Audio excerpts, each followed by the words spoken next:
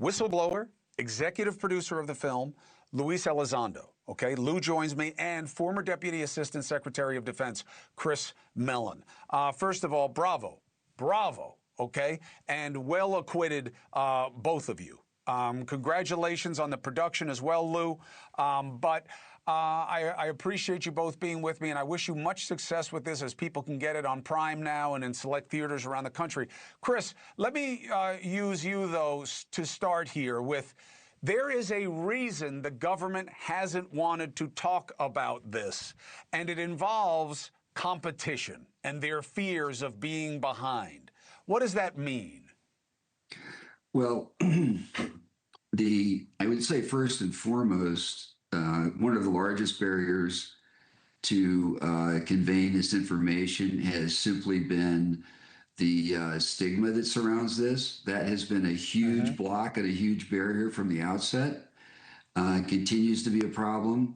The movie discusses a competition between the U.S. and Russia, and alleges China as well, maybe in a race to acquire this technology and gain superiority, global aerospace superiority.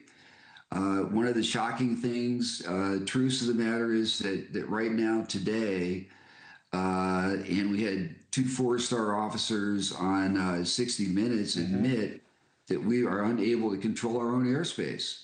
We lost the use of Langley Air Force Base, which is where the Air Combat Command is headquartered, which has as one of its responsibilities the defense of the nation's capital.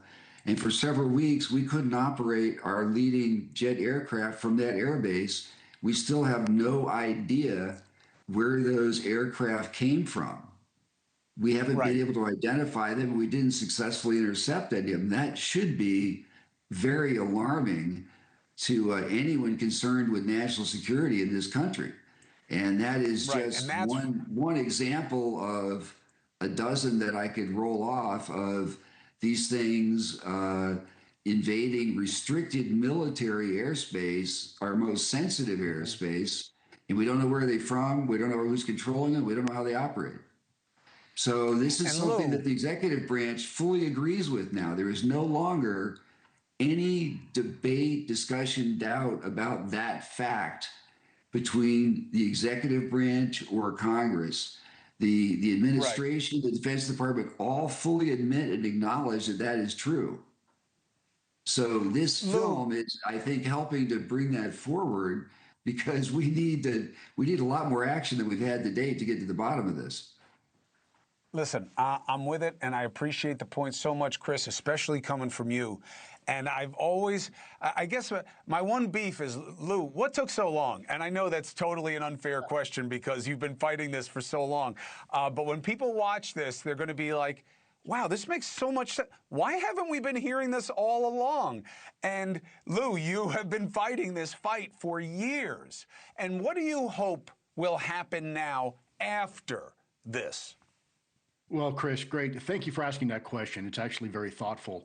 And to me personally, this movie was a bit like, forgive the cliche, but a bit like birthing an elephant. 3.5 years in the making. But look, when you're talking about getting over 30 separate senior officials, both on the legislative branch and in the executive branch. Think about this, Chris. Imagine 8 years ago going up to, I don't know, a former director of national intelligence or a former director of CIA or a former secretary of defense and say, hey, by the way, we're doing this little documentary film and we'd like to talk to you on the record about UFOs. They would laugh you right outside of the room, frankly, and probably then tell the security not to let you back in at some point.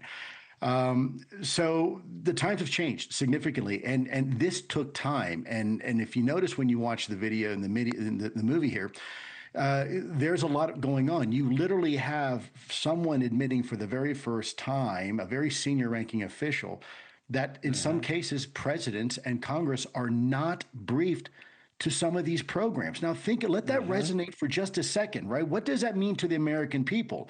That is that's a holy cow moment. And I think if you want to provide a documentary that has rich with information like that and reveals like that, it takes time, and people have to get comfortable with who you are and really trust what it is you're trying to do. Thank you for watching. Subscribe below and download our NewsNation app right now on your phone, and you will get fact-based, unbiased news for all Americans.